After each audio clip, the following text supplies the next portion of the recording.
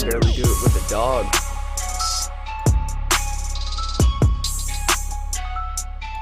Oh, no, not Bruce. 7:15. Let's roll, baby. It is time to work. That dog, he does not sleep in. I wish.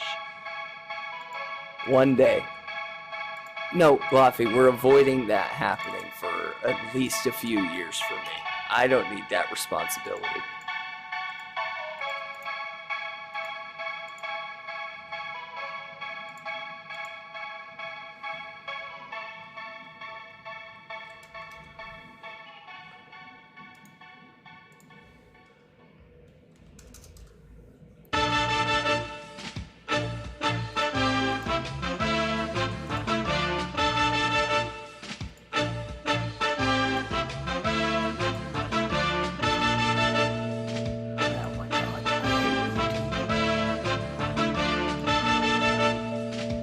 Hit 10K views on the Saturday. Oh yeah.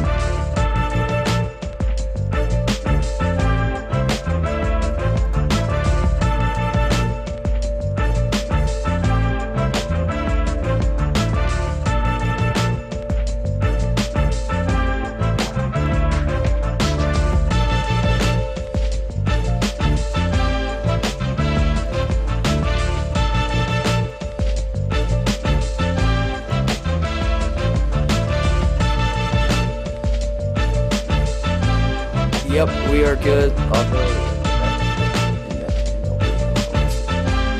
will play y'all music against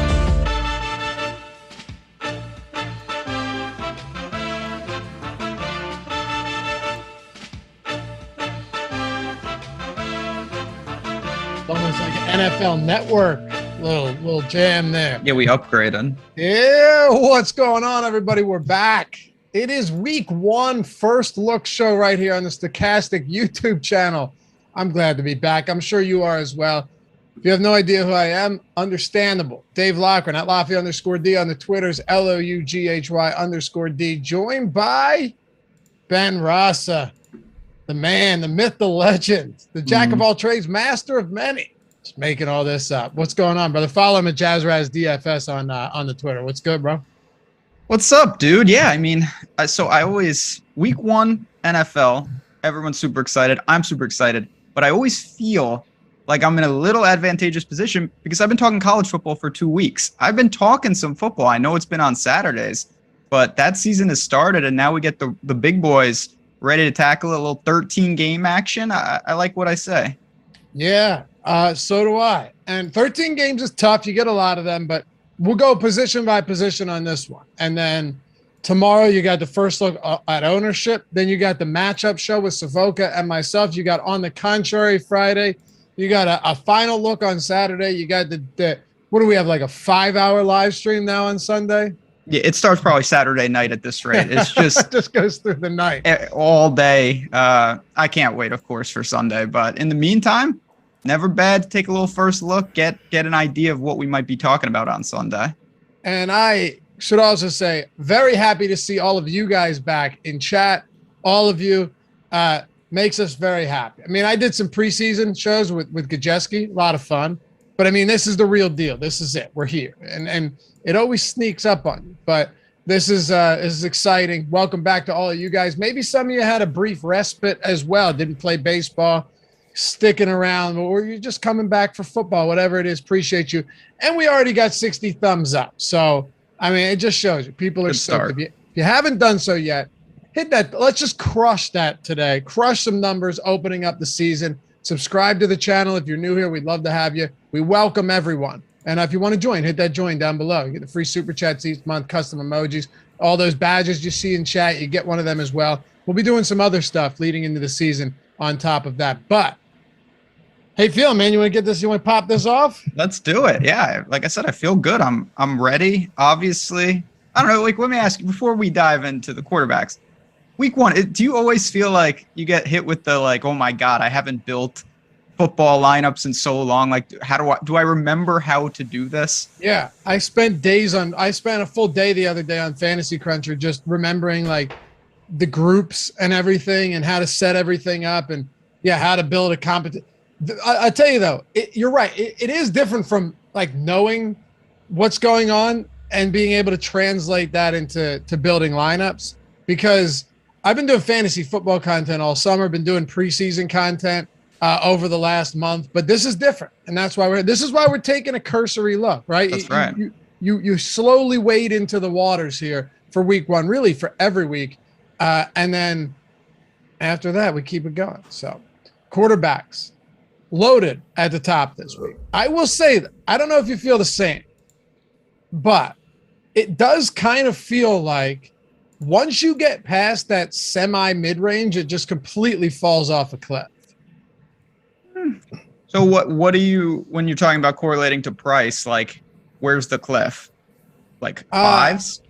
I don't think there's much to love under Joe Burrow at 6,400. Oh yeah, I got some real sickos down there, but yeah, we'll get to them. Yeah, I mean, naturally, you open the price, you see the big guns: Mahomes, Herbert, Lamar, Kyler, like dual threats, crazy upside, high octane offenses.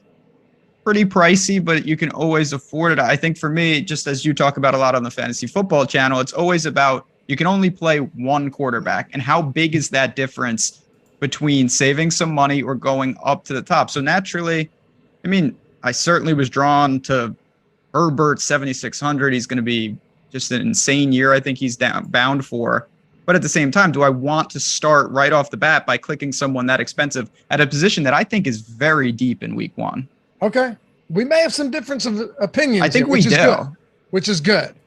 I also think, though, that there are a lot of really cheap stacks. This doesn't happen very often where you get expensive quarterbacks and, affordable stacks. You could talk about Kyler Murray in Arizona, right? There's no not to say DeAndre Hopkins was crushing last season anyway, but pretty affordable stacks there. What about Kansas City now that Tyreek Hill is gone? Yes, you have Travis Kelce, understood, but it's not like he's, a $9,000 Tyreek Hill. And then you've got all of these other secondary, even tertiary guys, there it is, first time of the year, for Kansas City that make up some really good stacks.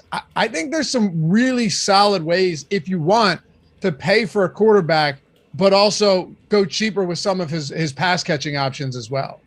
I mean, that was one of the things that I immediately kind of thought of these top quarterbacks.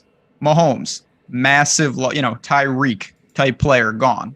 Lamar, Hollywood Brown, different. You mentioned Hopkins. Devontae Adams is on a new team. So all these quarterbacks basically came preloaded with that. I mean, when you played Aaron Rodgers, you played Devontae Adams, basically, and that allocated a ton of salary.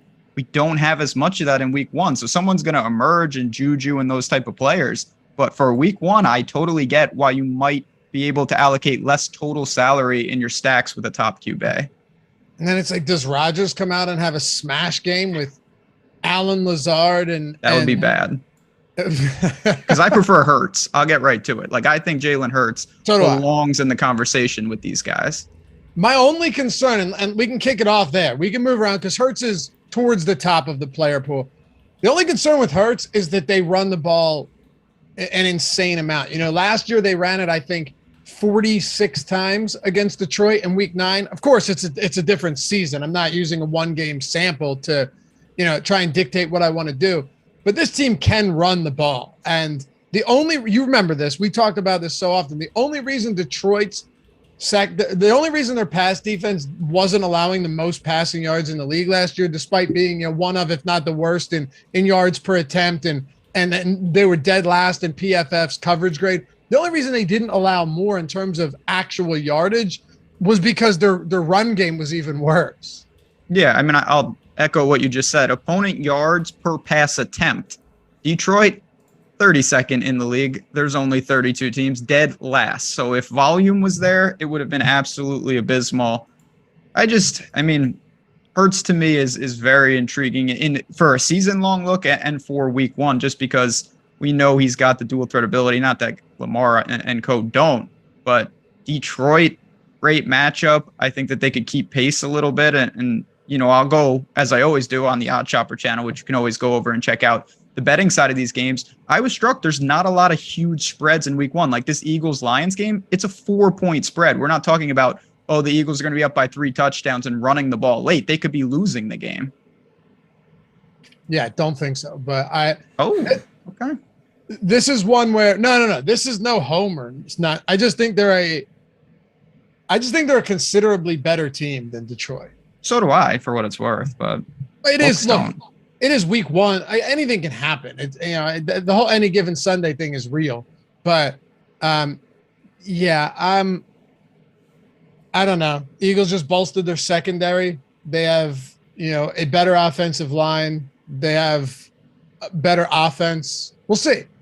But I don't know. They're only 4-point favorites, so that would lend to what you're saying. And yeah, Alan Lazard's dealing with an injury. I know Matt LaFleur didn't say whether he's going to play or not, but we'll keep that in mind. I still like Hurts, though, obviously. And even last season, when they did rack up like 236 rushing yards, he led the team in rushing. So he's going to get rushing yards. He's got he's got an amazing amount of weapons in the passing game at his disposal now. So do you see this being a more pass-heavy team this year than it was last year?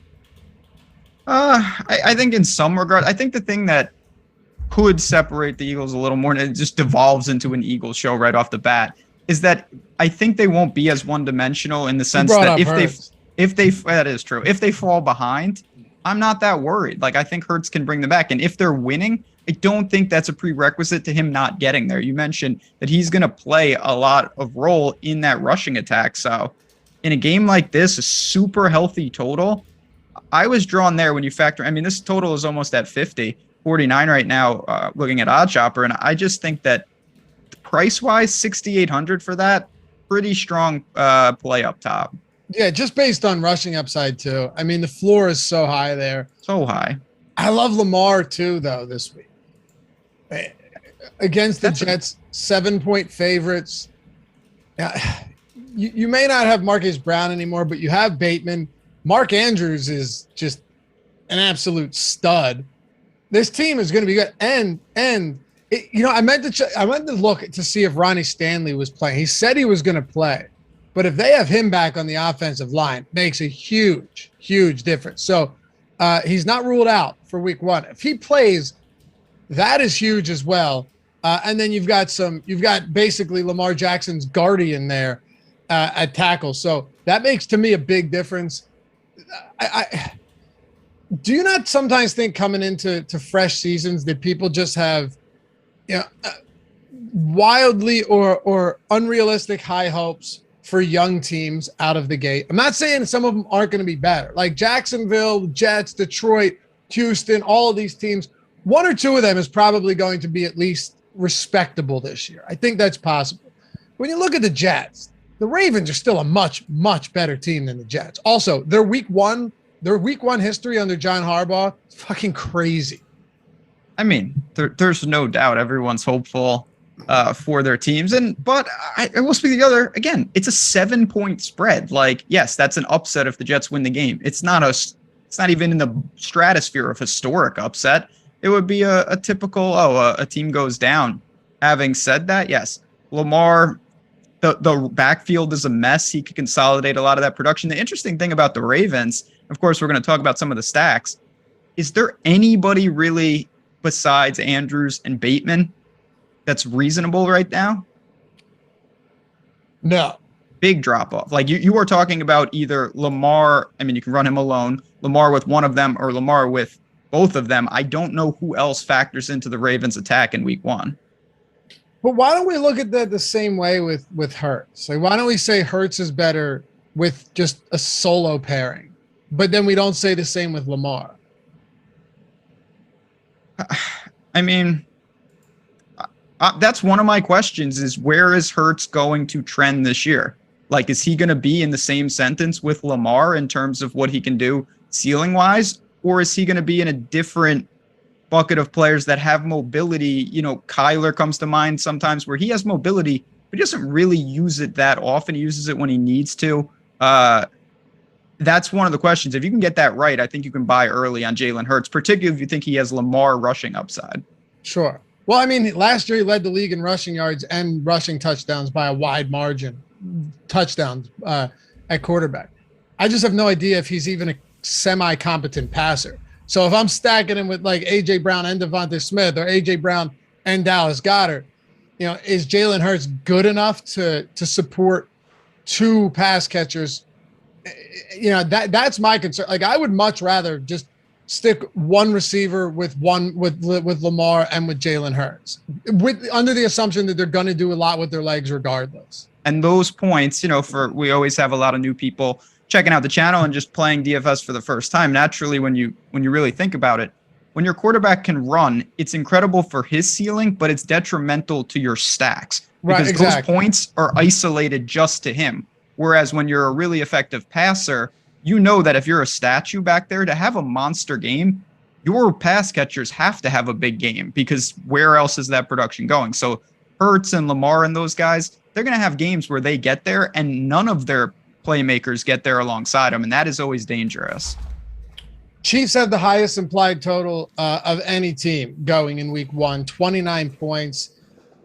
Mahomes is expensive, but again, am I wrong to say that it's kind of mitigated by the fact that it used to be, okay, I have to guess between Kelsey and Tyreek Hill, or I have to try and play both of them, and then the rest of my team is just what are you laughing at? I'm just laughing because every week, or at least for me, that's the decision. And then I say, well, you can't play all three, because then you have no money. And then scroll to the top of the leaderboard, and it's just like, oh, Mahomes, Kelsey, Tyreek stack. Like, that was pretty easy. I thought you were laughing that Tyler just clearly DoorDashed a massive McDonald's order. Oh, I wasn't even. Is that a vanilla milkshake? What? You have two drinks? No, it's a coffee, and then it's a normal drink, and then I fat fingered my mic. I apologize. That's all right. Oh, I almost got McDonald's yesterday for the first time in over a year. I indulge from time to time. I was driving back from the wedding. I was just like, I think I might have to do this. You should have. The problem is it's just like a hangover. It's not worth it afterwards. You just feel so shitty. Like, if it tastes so good, but then for the next 2 or 3 hours afterwards, you just don't really want to be alive. Tyler will know. Tyler will. Maybe you're young enough to where it doesn't affect you like that, but at this age, man. Buffy, I eat McDonald's like 3 times a week, and it's always cheese McGriddle. So it doesn't affect me to answer that question. It does not affect You're just made of it at this point. Well, your problem is, though, that you have just gotten so used to naturally low energy levels. Right. It's a problem in all areas of my life. You are correct in that statement. Right. Okay. That's fair.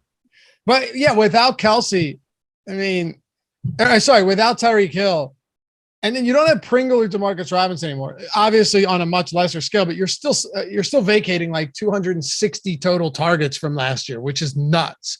So if you have Kelsey at 66, which really isn't that much, Juju's 52. Marquez Valdes-Scantling's 47, Hardman's 46, Sky Moore's 38. Of course, all of these guys aren't on the same tier. I'm not saying that they are, but they just signed MVS to a 3-year, $33 million deal. Is it unreasonable to think that Travis Kelce and MVS pairing with Mahomes could be huge this week? I don't think so at all.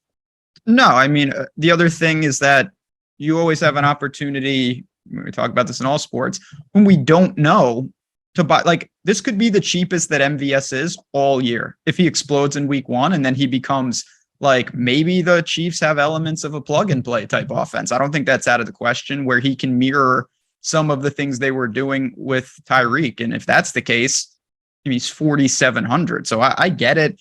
Obviously, Edwards-Helaire is there. It's just, there's going to be a ton of production. You mentioned the implied total, not as straightforward in terms of who to stack, but that's good because you can get leverage within your Mahomes stacks against other Mahomes stacks with so many options. And then if you're running it back, you're not paying a ton either. Like, if you wanted to go Rondale Moore, you could. If you wanted, Marquise Brown's 42, but every other pass catcher on this team, even if you went with Ertz, assuming he's good to go, he's 4,400. It's got to be a popular stack for those very reasons. Oh, it's going to be clearly a good game stack and something that people, I mean, it's got a 54 point total, Chiefs are a road favorite. It sets up for that. And then you've got, the Cards backfield was a pain point at times last year. I think there's some clarity there. And then like even a guy like Zach Ertz, there are weapons all over this game. It's going to lead you to certainly more Mahomes than Kyler in my mind in terms of where I'd stack, but it's a great game to target. It's hard to argue with that. Any other top tier guys? I know we spent a lot of time on this, but we're working in stack talk. So I think it makes sense. I think most of the guys up towards the top are pretty viable. I'm a lot less interested in Aaron Rodgers in week 1 though. Maybe it bites you just because it's Aaron Rodgers and he can always work magic, but it doesn't feel like the best spot at that price point. No, I would tend to agree. First of all, you can't play everyone. You got to make decisions. And Aaron Rodgers is an incredible quarterback, but he's so efficient at times. It takes away, like, give me the Jameis Winston mistakes because it really helps. And I just think that the Packers, first of all, have question marks. And second of all, it's just not the best ceiling situation with 13 games. I would choose every quarterback above him and Jalen Hurts before I click Rodgers. Yeah, I'm with you. Famous last words. Yeah, that you can queue up the Packers stacks for the win now, but it does make sense. Plus, no Devontae Adams and maybe no Allen Lazard. There's not a lot there. Although it does make it like, let's just say, Rod, I won't spend a lot of time on this, but let's just say that Rodgers in the Green Bay stack is absurdly low owned. Okay. Then, and say Allen Lazard is out. I don't know if Robert Tunyon's going to play either. So who's like, exactly. Obviously Sammy Watkins, but like, oof. Right. That's the problem. Right? Sammy Watkins hasn't shown us much in a long time. And then you're talking about like Romeo Doubs, and he's a guy who was drafted after Christian Watson, but Christian Watson was hurt for a lot of the summer. And then like they're saying he's way below on the depth chart. I don't know. I don't. It might just be one of those spots where you one-off Packers receivers too, if Lazard's out. Yeah, I mean, this is something, of course, we're going to be talking about this throughout this show and every show. I'll rely on our tools at Stokastic. Like if the top stack tool says that Green Bay is going to be 2% owned, well, I'll give them a pretty close look. If they're going to be in the mix with a ton of other stacks, I can live without them this week. For sure. And right now, Rodgers is projecting with our ownership under 3%. Not surprised, honestly. No, me neither. And look, usually that's because they're not as good of a play, but it doesn't mean that, that stack can't still produce. I mean, it still has a like 2% top stack probability. It's not great. And they're not even a positive leverage score there, but it's not the worst thing. Also, if you want to get all of those tools, everything, $10 for 10 days right now. With the promo code touchdown. Don't you like how we're simplifying this, Ben? Better. It used to be promo codes that were quite long and quite, Tua Tagovailoa promo. Like, what are we doing here? Right. Touchdown. All one word, or just go to awesemo.com/promos. Very sick promo because you get everything for Stokastic Plus Platinum. Everything on the site, not just football, everything. But you're getting top stacks. You're getting ownership, player projections, you name it. All of our tools for Showdown, the lineup builder, our new lineup generator, which is super sick. We'll talk about that throughout the week as well. All of our tools, every single thing for $10, promo code touchdown. I think it's good through the 13th. I believe the 13th. Take advantage of it though. We always try and give you guys good opportunities as the season gets underway. For $10, you get all 10 days, which if you do it now, that would get you through next Thursday night football as well, which is pretty big. College football stuff too. We got all that. And and all of our betting tools. Anything you can think of, we got you covered. Promo code touchdown. Tyler, throw that link in chat if you haven't done so yet, or just go to awesemo.com/promos. All right. So below Jalen Hurts, obviously Joe Burrow is going to be one that just, I would assume that there's some popularity there this week. We actually have Cincinnati with the highest top stack probability. Surprised me a little bit, as a matter of fact. But a lot of that is because you've got Jamar Chase and you've got T. Higgins along with Joe Burrow.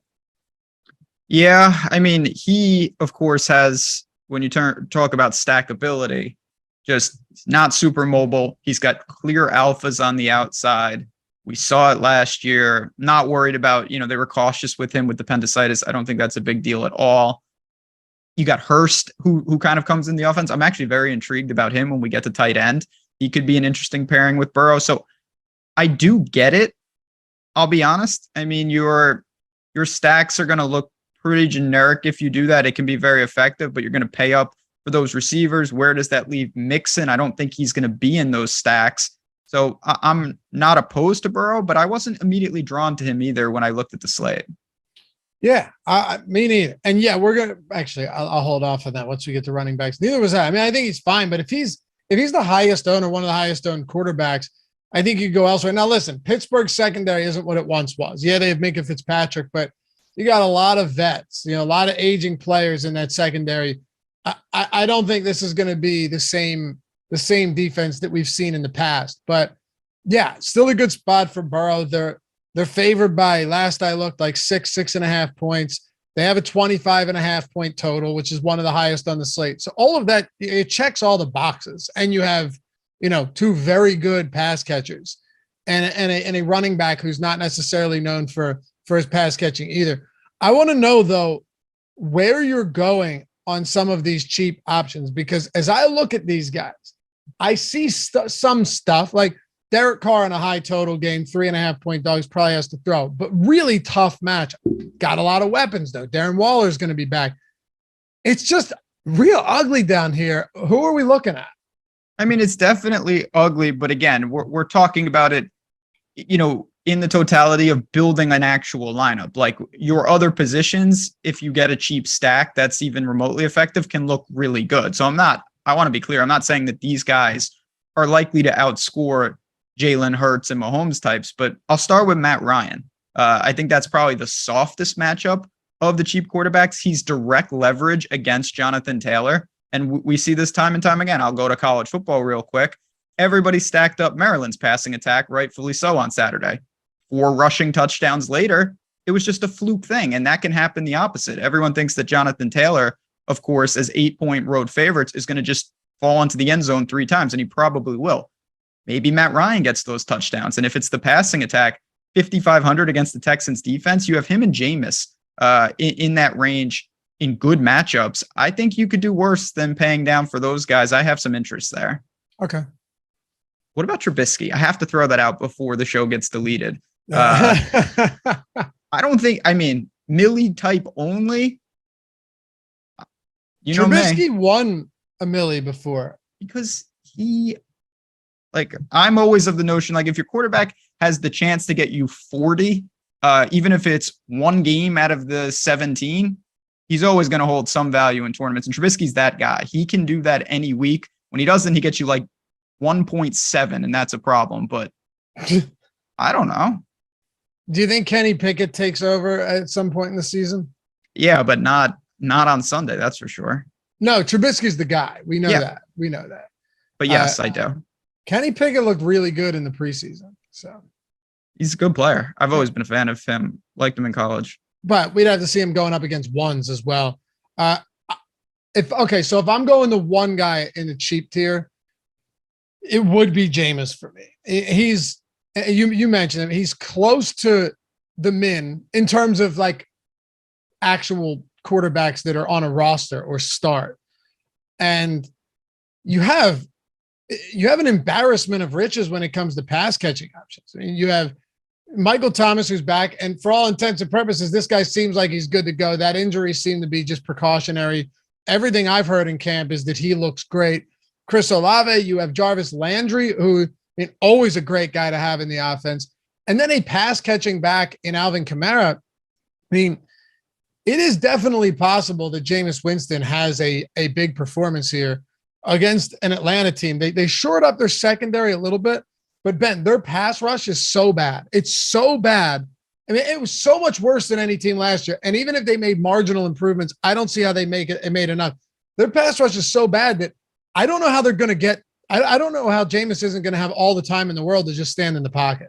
Yeah. And certainly there was plenty of room for improvement. Atlanta, 6.8 yards per pass attempt. That was in the bottom third. They were 23rd.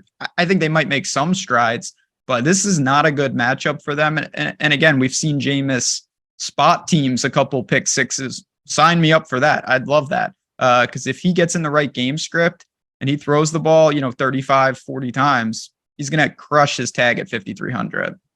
We'll talk about some running backs here. Yeah, let's do it. This is where it gets, as usual, much, much more difficult. Yeah.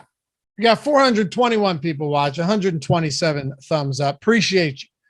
Wouldn't ask. It helps us a lot. Helps us keep the lights on around here. So if you didn't do so yet, atone for your sins, my friends. It feels good. Hit that thumbs up. Subscribe to the channel. Join us for the long haul. All right, running backs. Let's do it. First up, I know he's expensive. And like you said, it's very possible Jonathan Taylor doesn't just fall into the end zone 3 times. But there is no denying that this, just on paper, right? There's no denying that this is a phenomenal spot in week 1. 8-point favorites on the road. Against Houston, dream matchup. He's got everything that you could ask for. What we like to talk about, though, is just the game theory aspect of it. Everyone sees that. You don't need to know a lot about football to see that Jonathan Taylor is in a absolutely fantastic spot, and I would love to get some of him in my portfolio this week. But the opportunity cost of 9,100 isn't nothing. And yes, you could pair him up with one, the Henrys, McCaffreys, Ecklers of the world, but your lineups are going to suffer elsewhere. So I get it with Jonathan Taylor. If you have the money, he's a great option, but I'm not opposed to going elsewhere, particularly when I pay up at other positions. All right. So when we're talking about going elsewhere, are you talking about pay down 500-600 with Henry or McCaffrey, or fade that top tier? I think you can get away with it, to an extent. If I quote unquote fade the top tier, maybe I start like Mixon, Eckler, 2 of the top 10 running backs, but not the elite. And I'm only spending, around 15K of my cap for 2 studs. I have some interest in that. Obviously, you want to get exposure to some of these games, and say you don't go, you mentioned Carr in a very tough matchup. Maybe you don't get to Herbert. I would still love to get some exposure to a team like the Chargers in a 52-point total. So there's a lot of ways you can do it with the running backs whose points predominantly are theirs and theirs alone. Some of the ownership, man, really stands out because you could make pretty decent arguments for a lot of these top tier options. Like, okay, Alvin Kamara against the Falcons is projected for 8% right now at 7,600. I know they had a lot of injuries last year, and his pass catching duties were down from the years before, but he averaged a career high looks and touches per game. Again, I don't know how limited. I don't know if they're going to give him less work this year. I really don't know what this backfield is going to look like. Obviously, he's still a stud, but does Mark Ingram get a healthy dose of carries to spell Kamara? I don't know, but 7,600 against the Falcons, that is interesting to me, at least if he's not going to be popular.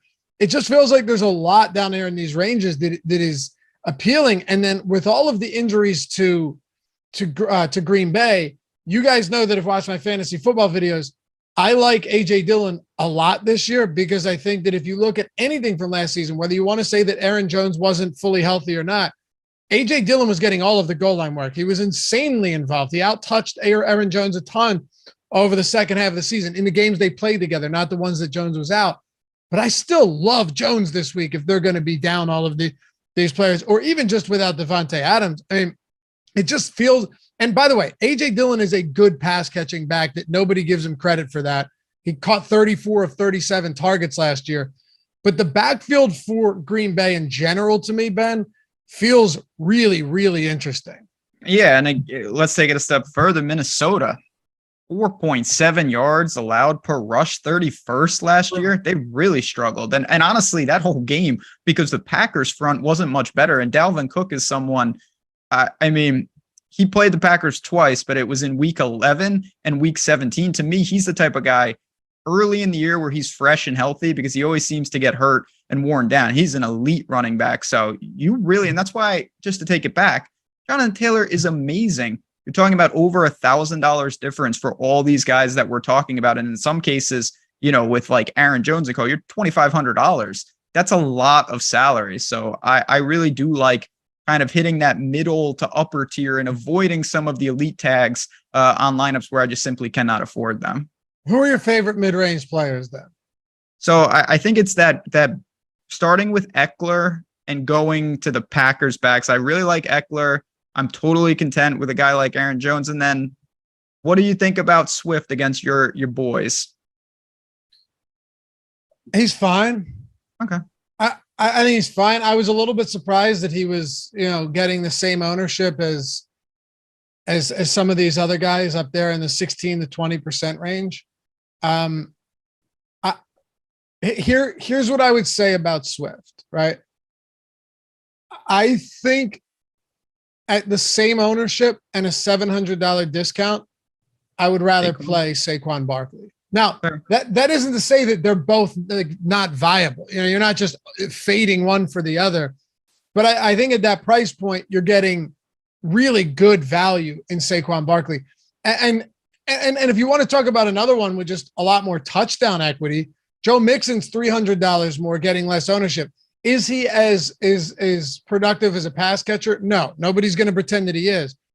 But he's also somebody that was getting, like 20 plus carries all the time last season, touchdown plus favorite this week against the Steelers team that, again, their defensive front shouldn't be as bad as it was last year, but their run defense, do you know how many yards per attempt they allowed last year on the season?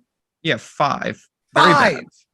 Across a whole season, they allowed 5 yards per attempt, and Joe Mixon wrecked them both times they faced. So I just think there's a lot to like in that 6K and up range. We haven't even talked about Najee Harris at 6,400.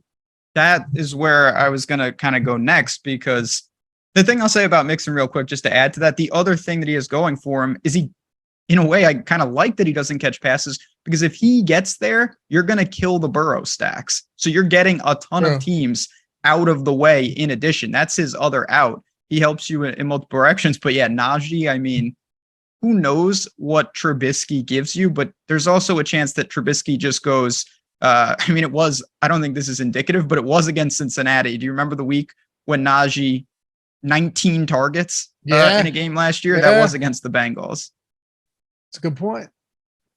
Yeah, it's one game, but who knows? Yeah, it doesn't mean anything, but he could get there just on, if they're feeling the heat and he gets 10 targets, it's going to be a Kamara-like workload. Across the whole season, I have some reservations about Barkley, but at 6,100, have you, for those of you guys that are just jumping into the NFL waters, and haven't done a whole lot of research, that's great, because that's why we're here. But go look up who's behind him on the depth chart at running back. I mean, there's no one of value. Like the best backup on this team is Matt Breida. I love Matt Breida. Sure, but they're not taking away 10 carries a game from Barkley to give him, or 10 pass catching opportunity, or 5 to give to Matt Breida. No, he's in the Wayne Gallman bucket of players that I think actually are very good, but it doesn't actually matter unless they get the work. So listen, Saquon, we have to just see health-wise, but another guy I'll put in the category, if you buy early and he's vintage Saquon, you're never going to see 6,100 at this type of ownership. Again, it's just not going to exist. And I think there'll be enough, obviously ownership and our tools are going to update as we get closer to Sunday. Antonio Gibson to me is in a similar kind of concept, 5,800, Jacksonville, going to stand out, going to be popular, but he makes a lot of sense on a lot of different levels. Where do you think Antonio Gibson, because, disappointing season and everything, where do you think Antonio Gibson finished among all running backs last year, full point PPR, DraftKings scoring? I have no idea, but I will say the guy chips in with at least a handful of receptions, and he had over 250 carries last year. So I still think he was probably pretty high. He's top 10. Yeah, that's what I'm saying. Like that's surprising, but at the same time, it's almost not when you really look at what his role is on that team. Right. You also mentioned the carries. He was, and I just want to put this in perspective for everyone that's remembering a certain Gibson, because I did too when I started looking back into the season. He was 4th in carries among all running backs. Because McKissick, is not built to spell him. And obviously, Robinson is hurt. It's going to be his backfield, and Patterson at times flash. But I think that Gibson, I think Jacksonville is going to be better. It's only a 3-point spread. I agree. But Washington should win this game at home. Yeah. Okay. So here's why I think Gibson left a bad taste in people's mouths. And I think, and going into the season, people were down on it. Also, the fact that Robinson was, got the starting job hours before he was shot, but that's besides the point. Yes. The big thing for me, when you look at Gibson, if you zoom out on his season and you don't just look at what he did, because he had 1,400 total yards from scrimmage or 1,300 or whatever, and 10 touchdowns. Nobody disappears on a week-to-week basis quite like Antonio Gibson. I kind of like stuff like that just to play. It's not even like the narrative game, but as you just pointed out, I think the average DFS player's mindset of Gibson and his performances doesn't correlate to his actual production. Like people have a worse, I'm not going to rest. That guy kills me every week. It's like, yeah, you think that, but he doesn't. He's got a lot of effective games out there, and the kind of the sentiment around him doesn't match up to how effective he really is. I'm with you 100%. And guess what? We don't need him to be good every week. If you're playing him, you're hoping that he's good the week that you're playing him. And it's entirely possible that happens this week as well. So I'm with you on Gibson. I have zero issues with that. It should be his backfield, at least as far as carries go. And you mentioned it too. He should still see a handful of targets. Give me a couple. Give me 2 or 3 receptions. Give me an extra 5 points. What a difference that makes. Yeah. I mean, with Wentz as his quarterback, he's got to be good at scooping shit out of the dirt. But yeah, we'll have 5 carries on picked up fumbles from Wentz. So you get that built in this year, which is nice. Him or Wentz, because Gibson fumbled 6 times last year. We'll help each other. People helping people. Oh, that back. Oh, that's good. Man, the transferring the ball. Yeah, that could be, when red zone cuts to that game and you think, oh, this is great. My offense is on the field. Don't be, it's most likely a defensive touchdown. Like 3 Jacksonville scoop and scores coming up on Sunday for sure. Yeah, they're in the business of you can use Jacksonville's defense and then go to the commander skill set players for the old anti-correlated. Do you want to go anywhere near Travis Etienne on the other side of this game? So I really am a fan of Travis Etienne. I think he's going to be a really good player, but this screams to me, everyone has been waiting over a year to deploy this guy, and it's their first chance, and everyone's excited. If our tools are saying he's going to be very popular, I'm going to wait and see. They say that Robinson is going to take the field in some regard. Etienne's going to have a workload. I'm fine with it, but I think he's going to be overowned. Let me say that. So I'm skeptically looking to avoid him, even though I'm a big Etienne fan in life. What about you? Do you like him? I don't love him this week. Yeah. Well, that's all it's about. You can be high on a player this season and say this isn't the right spot. Robinson's expected to play too. Yep. And it doesn't need, I think Robinson will be limited. I definitely do. But I don't know, man. I think I would rather just go Gibson on the other side of this game is basically how I feel about that.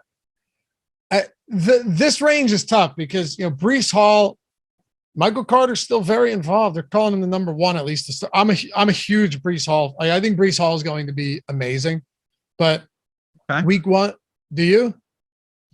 Not a big Breece Hall fan, huh? I'm not even though I watch a lot of Iowa State football. This is the blessing and the curse of watching a lot of college football. Like you see some of these guys, it's happened with Chuba Hubbard a little bit. Breece Hall, I don't know. I'm waiting to see. Obviously, we'll talk about Pierce in just a second. He's going to be a very polarizing play as well for pay down running backs. I know you're usually on the same page with me on this one, and it generally doesn't pay. You and I have had certain spots where we just keep trying to attack it because everything lines up on paper, but never actually works. If Miles Sanders is a full go against Detroit, who had the bottom ranked run defense in the league last year, are you doing it? 5,400. He is due, considering he hasn't helped me in 2 to 3 years. But again, I really think this is where, and this is something at Stokastic we really try to talk about, you have to know what you're playing in. Like for a 3 max for a single entry, I think it's probably unnecessary. If you're in the millie and 1/3 of the prize pool is to the number 1 spot, I think Miles Sanders is an amazing flyer, because when you get it right, and if he stays healthy and he gives you 20 carries, he's going to really hurt Jalen Hurts. He could break off a couple 70-yard touchdowns. And he's the type of guy, he could be the highest scoring running back, where I don't think many guys in this range could. The floors are better than him, but he has the ceiling each and every week. Yeah. In a good matchup. It's just, is there a committee? Is he injured? It's a volume. Right. Issue. There's a slew of issues when it comes, but that's also why he's getting no ownership. AJ Dillon, another one, 5,300, getting 3% ownership right now. I think in that spot, you could be surprised to see that he actually gets some pass catching work. They already talked about running, a ton of sets with both backs in the backfield. That looks good to me. Do you want to talk about Damian Pierce, or is there anyone else first? Or we can close it with Pierce if you want, because it gets ugly once you get down below AJ Dillon. Yeah, unless something, again, we have a little time between now and Sunday, but I don't see a lot. Pierce, listen, I think everyone sees it. He's got a rare and unique opportunity for this price tag in terms of potential volume. They're still, they're 8-point home favorites, 46.5. I get it. He's going to open up salary. It's going to be with a lot of top quarterback stacks, and then you're going to throw Pierce in there. I totally get it. But I think there's still a lot of questions on various levels, and going against, I don't know, Indy's front, not overly intimidating, but they're no pushover either. Eric Trani said, and I actually agree with this. I think this might be the way to do it. Right? If you're playing a lot of lineups, whether it's, in the millie or the mini max, doesn't matter. Say get exposure to every Eagle starter in different builds. Lions will give up 30 plus. I don't know Lions are going to give up 30 plus, but I know it's a very good matchup, and there are a lot of different weapons for Philly. So I don't think that's I don't think that's a wrong way to look at it, in that, hey, any one of these guys could have a game. It's just hard when you've got a rushing quarterback to really feel good, Ben, about it being like, hey, if he does well, like if Mahomes does well last year, that one of Kelsey and Hill is almost guaranteed to do well. That's not the case with a Hurts or a Lamar Jackson. Way tougher. Yeah, that's like, again, I'll use Joe Burrow. I think he's the easiest example. He goes off.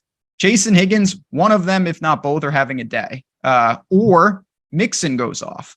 With the Eagles, Hurts could run 3 in. Sanders could do a couple. Hurts could run 1 in, but then he throws a couple, so you need him with the stack. Yeah. It's a lot of different ways, but I also agree, if you have a lot of lineups, why not take a lot of different pieces of one offense and hone in? And then if they score 4 or 5 touchdowns, that you're going to have some teams that are off to a great start. No question. All right, so what was your final? Did you ever actually give me a definitive take on Damian Pierce? No. Okay. I was hoping we would just move to wide receiver. I don't really have one. I think that I'm okay with it on lineups where I need that pay down running back. But again, he's going to be so strongly correlated with those top end stacks. I still think there's a lot of questions about exactly what his role is, how effective the Texans will be in general. And I don't think that the Indy front is that bad. So I think he's appropriately priced. I thought he'd be higher owned, and we'll monitor that. I thought he was going to be like crazy owned potentially. I think that ownership absolutely comes up. Same. And if that's the case, it'll be more of a deterrent. Yep. But he's also 4,800 and not 4K. So that's a big difference too. Yep. But for me, here's why I like him a little bit more than you do. And this isn't to say, like, I'm not planning my flag week 1 with Damian Pierce, and that's not a cop out either. I'm just telling you why I like him a little bit more. If he's at 2%, then I like him a ton. Even if he's at 5%, I like him a lot, because Marlon Mack, who was, going to be one of the guys that was going to be like breathing down his neck, they released him, signed him to the practice squad, and then released him from the practice squad, Ben. Okay. So Marlon Mack's gone. Who else is there other than Rex Burkhead? And Rex Burkhead's no spring chicken either. Okay. You know how old he is? 52. Yeah, 52. I didn't know that. That's surprising. No, he's 32 years old. He's 32 years old. Pretty old for a running back, right? So yeah, it's just I'm with you. And Chad kind of what I'm saying out, is Pierce could actually get a ton of work in both phases of the game, and it wouldn't shock me. That's what I'm saying. Wouldn't shock me, but that it's still the Texans. Like again, I'll go to Chad. Pierce might have a good game. But he's not going to win a tournament when they're getting beat by 20. Yeah, if they just are terrible, he could be the guy and he could have like 12 carries for 38 yards style. I think that's in the range of outcomes for sure. It's going to depend. If he is in this ownership level and that holds till Sunday, I will definitely be buying on Pierce. If not, I'll plan accordingly. Sure. But when you're getting beat by 20, you can win tournaments. And James Robinson rookie season he's gonna have to catch passes. That's all. That's what I'm saying. It wouldn't be shocking to me if Damian Pierce ended up being the pass catching back. So would that surprise you? So the biggest problem, this reminds me of Gibson and McKissick to an extent. Like Burkhead, no spring chicken. His best attribute though is he can catch the ball. So it's like if you're not going to use Burkhead to catch the ball, then like Pierce is just going to do it all because It's not like you've got Mark Ingram behind him where it's like, okay, Pierce is still going to be out there catching balls. That's what Burkhead should be doing. I'm with you. What I'm saying is if Pierce is 2, 3, 4%, I'm willing to take a chance. That absolutely. That he could be that guy. That's what I'm saying. Like chalk Pierce would be an easy fade. Correct. That's where I'm at as well. Because just anytime you get potential volume like that and you're that cheap, it doesn't come around very often. Nope. We'll talk some wide receivers. Absolutely. All right. I usually never save it quite as much time for this because we talk about them so much with quarterbacks when we're stacking. But it does get interesting. I think there's some good one-offs as well. Before we do too, you guys know about Underdog, about DraftKings and all the best ball that they got going on there. Drafters has, from everybody that's told me, softer contests over there. And with our new partnership, you're getting a really sick deal. Hell, even if you're over at DraftKings and Underdog and you're looking to just get good deposit bonuses, in essence, free money, they're going to give you, if with a deposit up to $100, Drafters is going to match it. All you have to do, use the link down below or use the promo code Stokastic, STOKASTIC, to activate the offer. You have $1 million best ball championship, 250. So $250,000 up top. And this is coming straight from the anticipating overlay. We are definitely anticipating that there's going to be some overlay in these contests. So if that is the case, and there's a $250,000 up top, and you're getting $100 match deposit bonus, all of that just kind of screams take advantage of it. Stokastic, STOKASTIC. If you want to get the deposit bonus, if you want to get in on $1 million prize pool, if you love best ball, go to drafters.com, download the app or in the App Store, Google Play, whatever it is, and use those links because it helps us out too, and we appreciate it. All right, so let's talk wide receivers here. First up, Devonta Adams, Justin Jefferson, Deebo Samuel, Jamar Chase, Keenan Allen. All those guys are 7K plus. Keenan Allen seems a little bit out of place there, but in PPR formats, he's good. He just seems like the high floor, kind of low ceiling option in that range. I wouldn't disagree with that. Obviously, the targets are going to be there for some reason. Maybe it's just bad variance. I don't know. He doesn't seem to have as many just like super touchdown games. Few and far between. Only 6 touchdowns. I mean, you got to be better than that. But I didn't see any massive surprises when I looked at the kind of order of the salaries for wide receiver. Someone said in chat that Kenyon Drake's one of his favorite running backs this week. If Kenyon Drake was minimum salary, I think I could make an argument for it, but I don't want to pay more for him or the same amount for him as other guys that I know are going to get starters work, even if they're not favorites in their respective matchups. Do you want to pay a premium for Devonta Adams in his first game with the Raiders? I do not, no. Okay. You mentioned, first of all, the Chargers secondary doesn't mess around. Like, they're a good team. I know everyone's anointed the Bills, and I'm a big Bills backer as well. Chargers are no joke. They're 3-point Bills favorite. don't have Tre'Davious White for the first several weeks of the season. No, but they will when it matters. Sure. But like I like the Chargers. If you can find 3 out there, I think I'm going to lean on them. And listen, Carr, I know a lot of people are excited to see it, but I'm a pretty big that Aaron Rodgers made some. Devontae Adams amazing, but you're still paying basically the same price as what he was in Green Bay in a system with a quarterback that obviously he has chemistry with. Now he's played with Carr a lot, particularly in college. I'm not going there. 8,100's just, it's not even that it's too rich. I just prefer other guys that are a little cheaper, and that makes it pretty easy. I feel like I'm enamored with the mid-range and like value mid-range this week at wide receiver. Am I wrong for that? Like St. Brown style? Like mid-range in terms of the low 6K range, value mid-range, or like low mid-range being mid to high 5K range. Yeah, I mean, dude, Pittman's 5,500. Well, that's again, Matt Ryan, and him. If Matt Ryan has a big game, Pittman has to have a big game. Like it's actually impossible. There's just no possible way. I think Pittman could lead the league in target share this year. I was so high on him last year, and me too. He flashed some brilliance despite just the dumpster fire that was the Colts in a lot of regards. So he could be the next alpha receiver in this league. No doubt about it. Again, Houston, everything checks there.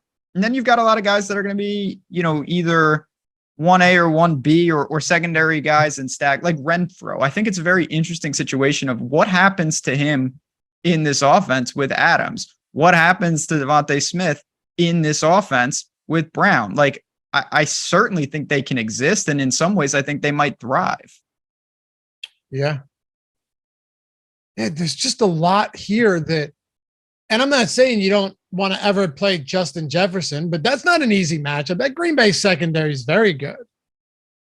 Absolutely. He's a stud. I mean, he's phenomenal, but you look at him last year, a coverage rating on PFF, they were 7th. PFF this year going into the season has them with a top 4 secondary. I think all of that makes sense. It isn't to say, again, that Justin Jefferson, who's just spectacular, can't go off against them as he did in week 11 last year. I don't know. Was Alexander back yet? I don't remember if he was, but besides the point. Do you remember? I don't remember. I don't think so. I feel like he came back really late, but I could barely remember what I did yesterday. Yeah, that's fair. I like T. Higgins for what it's worth. I think that he wasn't back yet. Okay. See, like I said, I knew it. I was just kind of. And you're right. He came back in week 17. So it was late. Yeah, I remember being really late. Yeah. But yeah, you got Chase, you got T. Higgins. I think that T. Higgins is, he had 6 less touchdowns. I think that's more variance than anything else. If I was choosing one of the Bengals wide receivers, particularly without Burrow, I think I would go to Higgins. But you've got ample options to have 2 or 3 guys between 5 and 7 on your lineups, and you omit all the cheapies and all the elites, and you have a really effective wide receiver core for week 1. No question. I'm just going to go 6,500 and down, right? If you wanted to tell me you like Terry McLaurin this week against Jacksonville, no problems with that. I don't love him, but I think it's fine. A.J. Brown against Detroit. A.J. Brown could crush them. Marquise Brown in what's projected to be a shootout, highest total of the week, 53.5 point total. I don't like Amon-Ra St. Brown in this matchup. Okay. I think it's a tough matchup, man. The Eagles just brought on Chauncey Gardner-Johnson.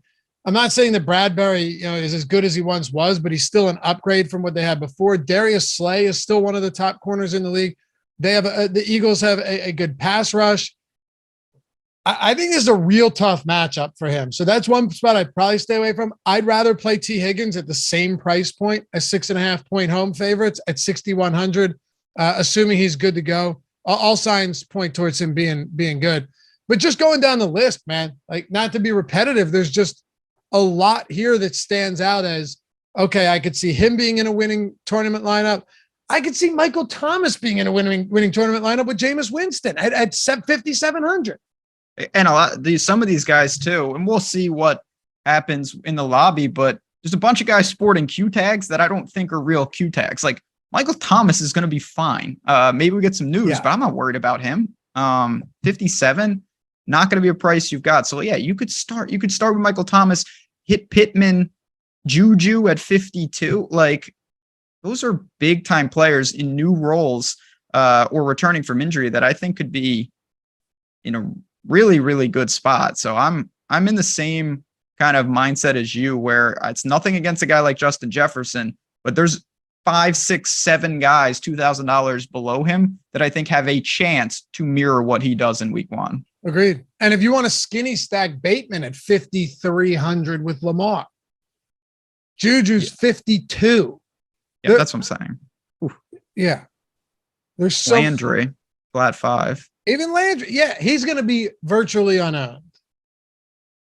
Do you have anyone in like the depths? Well, I was going to ask you about Robert Woods first, because there's no pass catching. Do you think there's any, is there anything there for Robert Woods, or is it just because for me there's so much around him that I don't feel like I need to take that chance? Same. I'm a Robert Woods guy. I don't think the price is wrong. I actually kind of respect the Giants secondary, and I just think there's so many pivots below and above him. I'm ultimately just not going to get there by process of really wanting a lot of guys like Pittman and Smith and some of these guys below him. All right. So what are you considering the depths? Like the 4K range. Okay. Like MVS, I think, is obviously going to have. I love MVS. Yeah. Yeah. And what about, I think Hardman in large field tournaments is perfectly fine too.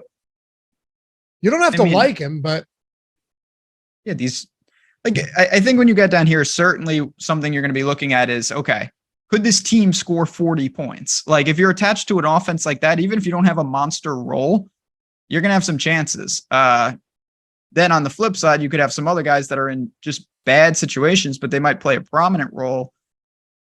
Kadarius Toney. Yeah, that one's interesting, because all you've heard all camp about Kadarius Toney is that he's, going to be the guy. I think he's got some talent. What about Alec Pierce? What if it's not Pittman and it's Alec Pierce? That would make sense, because in college DFS, I played that guy for like years straight. Matt Ryan just clearly loves Michael Pittman. It was very evident all summer.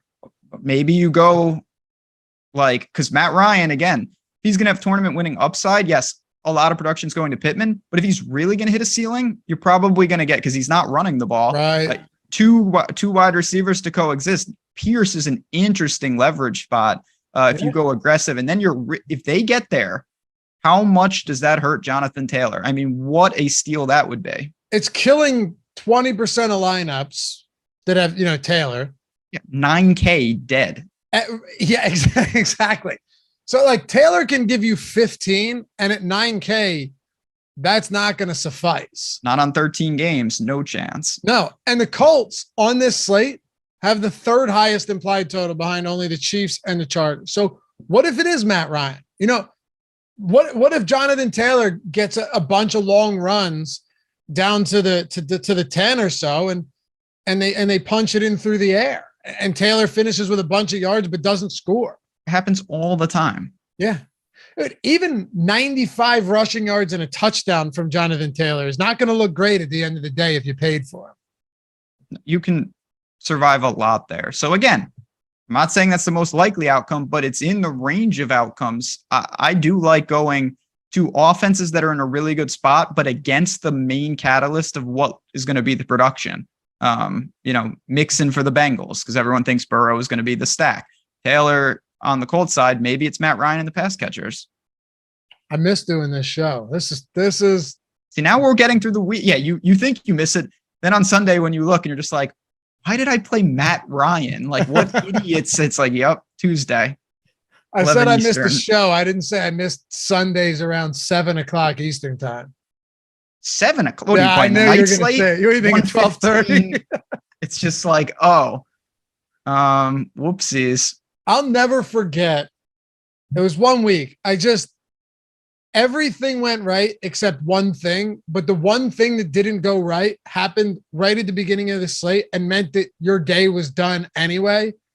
You remember the three touchdown in the first half Eric Ebron game where he rushed one in and I was just saying they were like, I remember the rushing.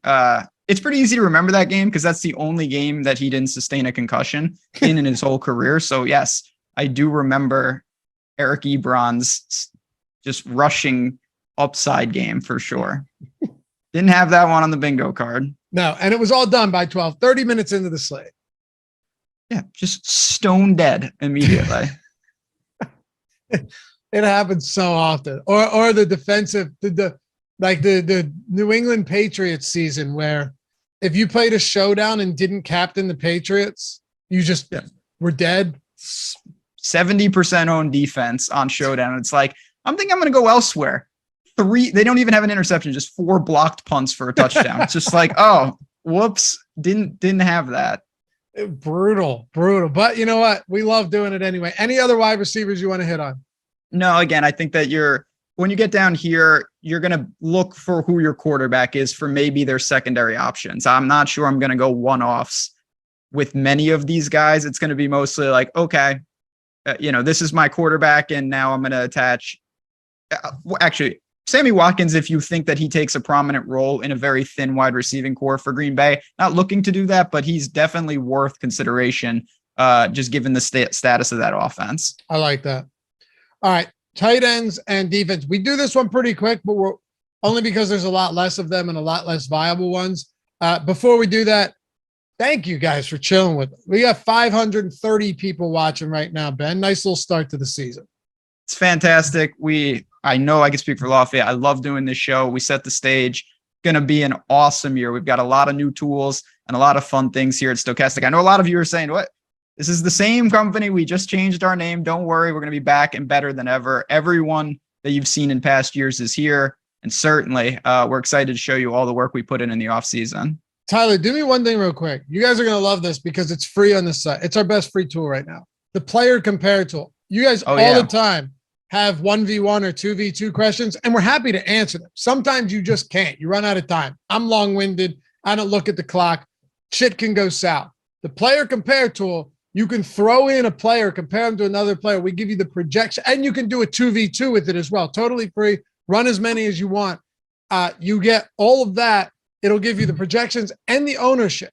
So if you're trying to make that 1v1 or 2v2 decision and it's driving you insane, use our player. It is our projections. It is our projected ownership right in that tool.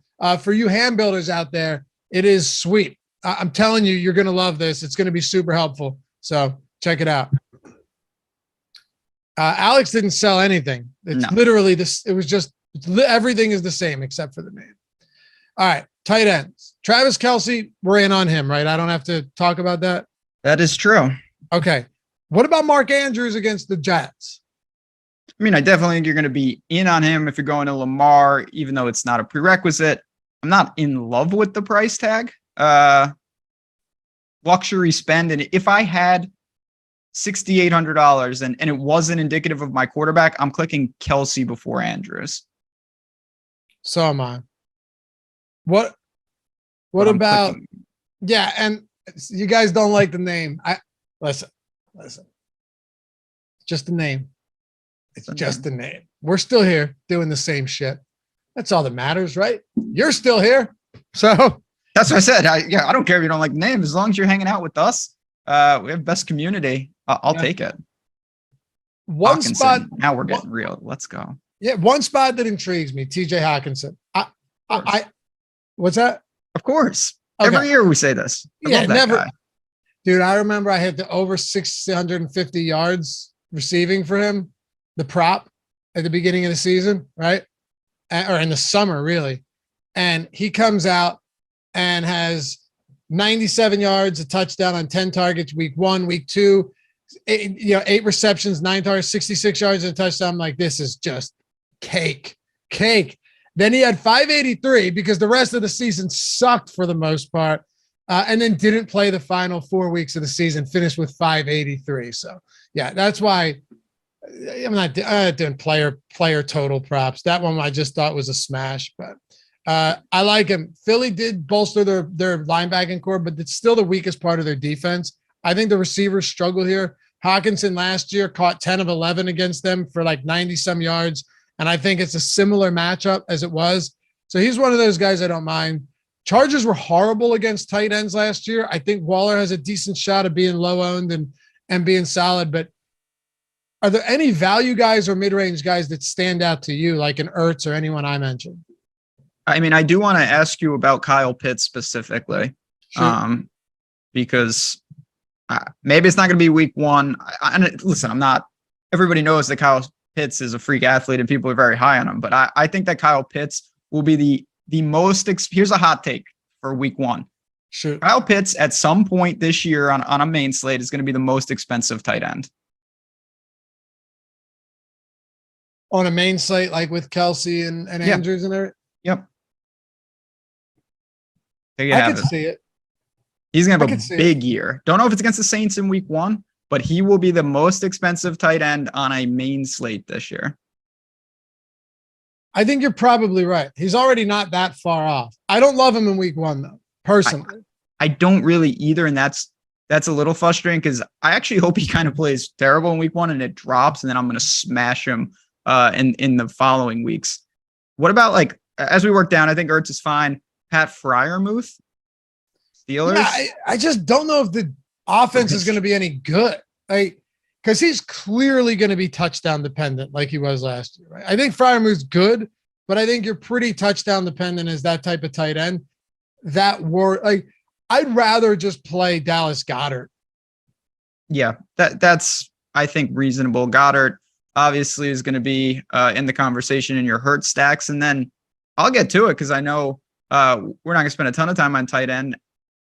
I think that Hayden Hurst as a guy as part of your Burrow stacks, if you don't want to go generic like Chase Higgins, or just Higgins, I could see him working into that Uzoma role, who had a prominent role on Cincinnati. He's 3,300. You need him to fall in the end zone. And then my last words for the show. Is Evan Ingram in a change of scenery? Dear God. How did I not see that coming is the question. 3,500. Now he's in Jacksonville. I mean, God couldn't ask for a better situation. You really just a dream scenario. Seriously though, I do think there's an unknown about how he'll be used, and anytime you have an unknown, you have intrigue. But he might be used to hold the clipboard, as they call the plays. That could be a problem, but I don't know. I don't think it's crazy. All right. Any defenses? We got to go. Shout out to Tyler Zander for producing this one. Shout out to our sponsored drafters. Use the link or use the promo code Stokastic. Get up to $100 first match deposit bonus. A lot of overlay over there. $250K up top. And touchdown over at Stokastic.com. We'll get you 10 days for $10. Everything on the site, platinum. One defense under $3,000. I'll take the obvious one. I think despite Evan Ingram's talents, the Commanders at 2,500 at home really could do some damage, even though I think Lawrence will be better. He's very prone to make a couple mistakes on Sunday. It's the only one I see too. Yeah. It really, I don't see anything else. Below that, I don't see it. I'm always like, take a minimum price defense. I think most of those teams are in really bad spots. It's tough. Appreciate you guys. This has been awesome. Thanks as always. Hit that thumbs up on your way out. Subscribe to the channel and tell your friends about everything we got going on for the NFL season. We'll catch you back here tomorrow. And check out the Odd Shopper channel. Everything we've got for college football, gnarly college football content, everything we've got for NFL, for baseball, everything over there. If you're looking to get into some betting action, we got you covered. All of it's totally free. Peace.